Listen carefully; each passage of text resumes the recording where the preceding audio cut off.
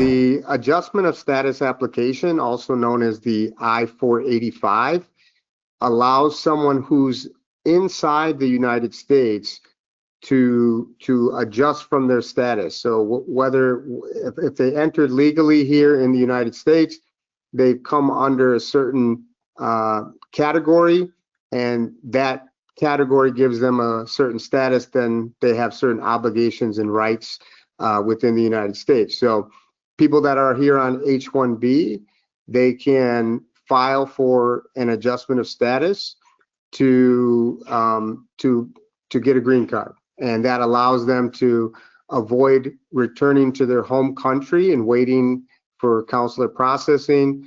They can file concurrently, meaning they can file for their green card along with a work permit and a travel permit, and we see those processing times kind of shortening right now.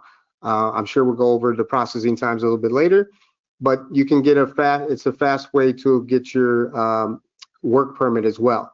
And then of course you get access to a green card, which allows you to live and work permanently in the United States anywhere that you choose.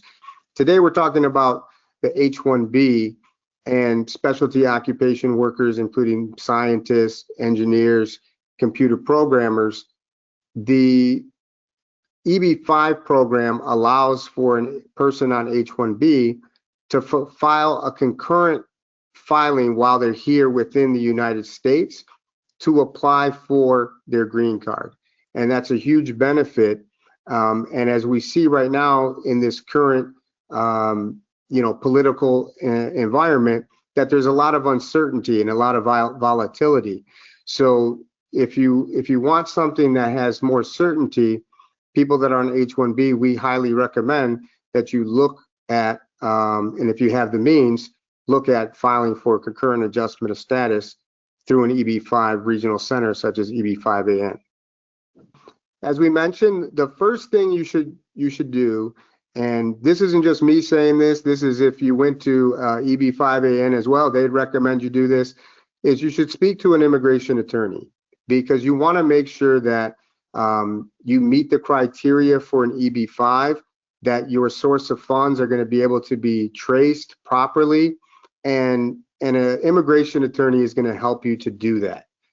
Once you have selected your immigration attorney, the next, which could take maybe approximately, a month, depending on your due diligence, choosing a professional attorney. After that, you'll want to select a regional center and a project. Typically, our clients that we work with, when they're doing their due diligence on a project, might take approximately up to 2 months. And that includes, looking at all the project materials, which EB-5AN is one of those regional centers that is very transparent with all their project documents.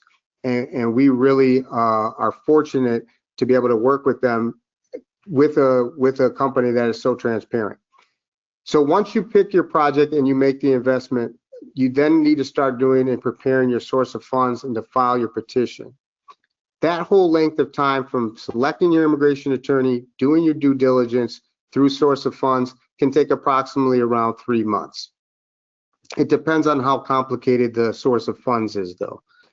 As we mentioned before, one of the huge benefits is that they can apply for an EAD, Employment Authorization Document, and once that's approved, they can then work anywhere in the United States that they're eligible. They no longer have to be tied to their specific sponsoring employer. And I'll give you just one example, a recent example, and a very unfortunate example of a client that we were working with. He was working at Oracle for 15 years as a software engineer, and Oracle ended up laying him off early last year or late last year. And he had been in the country for 15 years in Silicon Valley. Had a family, raised a family here, had a home, had many different assets, and he was literally on the brink of having to return to a country that he hadn't been to in many, many years, almost more than 20 years. and it was very frightening and very scary for him and his family.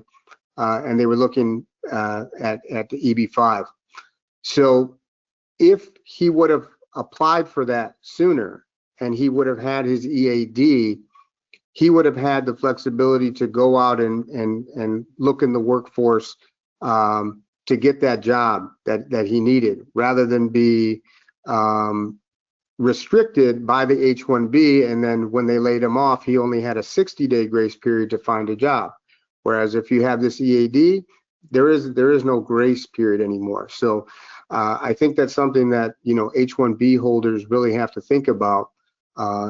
That's a huge benefit, that you have the flexibility to work anywhere in the United States, and you know, and you get the other benefits as well as banking.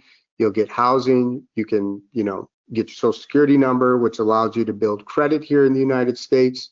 And the second application that you would file for as well is your travel permit, and that allows you to then travel outside of the United States and return without abandoning your green card application. So we have many clients as well that want to travel back home to visit with a loved one. Something might be happening in their life, you know, where someone gets ill and they need to go back and visit, and that gives them the benefit to do that, and they can feel an assurance that they'll be able to re-enter the country lawfully, and have their green card application continue to process. And one thing I want to highlight here is just looking at these statistics on the left-hand side here. It's basically 5 to 1. So 5 times as many investors have gotten their approvals in rural projects compared to urban.